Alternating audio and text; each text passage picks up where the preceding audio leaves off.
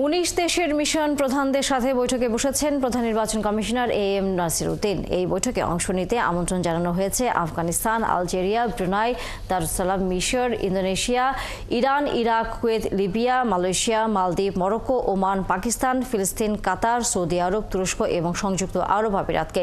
এর আগে যুক্তরাজ্য, UNDP, ইউরোপীয় ইউনিয়ন সহ বিভিন্ন দেশ ও সংস্থার সাথে জাতীয় নির্বাচন নিয়ে আলোচনা করেছে ইসি।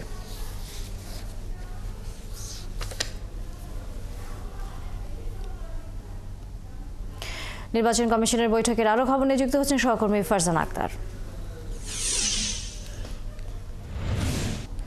ফারজানা, এর আগে আপনি বলছিলেন সংযুক্ত যখন হয়েছিলেন তখন বলছিলেন যে ইউরোপীয় ইউনিয়ন এবং UNDP থেকে শুরু করে যুক্তরাজ্য তাদের কাছে বাংলাদেশ বেশ কিছু কারিগরি সহায়তা চেয়েছে এবং হয়তো এর আগেও আমরা বিভিন্ন নির্বাচনগুলোতে দেখেছি তারা এই ধরনের সহায়তা করে থাকে।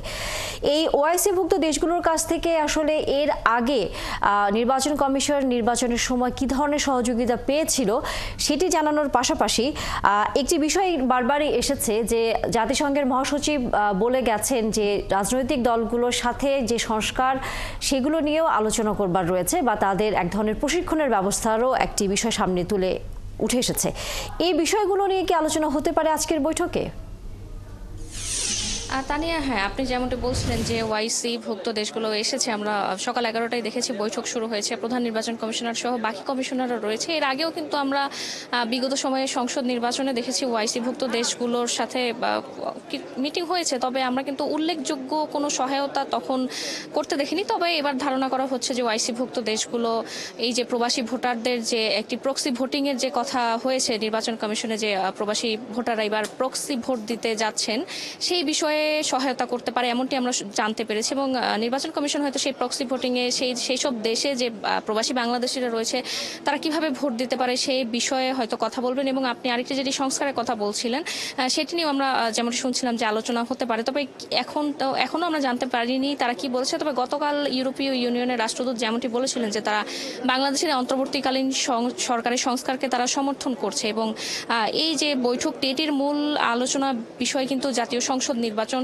নির্বাচনের প্রস্তুতি। আমরা দেখেছি যে বিগত সময়ে যে আন্তর্জাতিক দেশ বা সংস্থাগুলো এসেছে সবাই কিন্তু এই জাতীয় সংসদ নির্বাচনের প্রস্তুতি সম্পর্কে জানতে চেয়েছে এবং নির্বাচন কমিশনও তাদেরকে প্রস্তুতি সম্পর্কে বলছে। এবং সেই প্রস্তুতির মধ্যে রয়েছে ভোটার তালিকা হালনাগাদ, রাজনৈতিক দলগুলোকে নিবন্ধনের জন্য আহ্বান জানানো, প্রবাসীদের ভোটার তালিকা করা, প্রবাসীদের ভোটদানের বিষয়, সেসব বিষয়ে কিন্তু খোলামেলা আলোচনা হচ্ছে। এবং আমরা যেমনটি জানতে পেরেছি যে এসব বিষয়ে আলোচনা হবে। এবং আরও জানিয়ে রাখি যে এর কিছুদিন আগে আমরা যেমনটি দেখেছি যে UNDP-র কাছ থেকে তারা কারিগরি সহায়তা চেয়েছে, যেমন সফটওয়্যার, হার্ডওয়্যার সংক্রান্ত সহায়তা।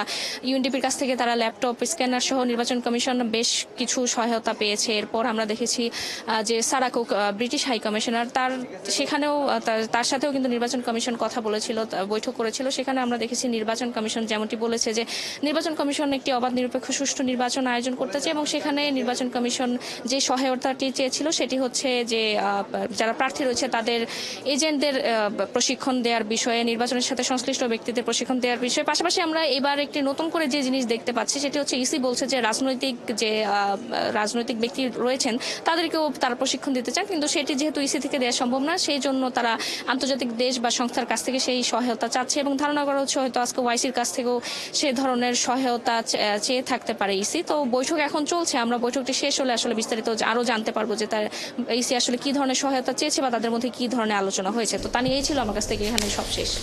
ধন্যবাদ ফারজানা।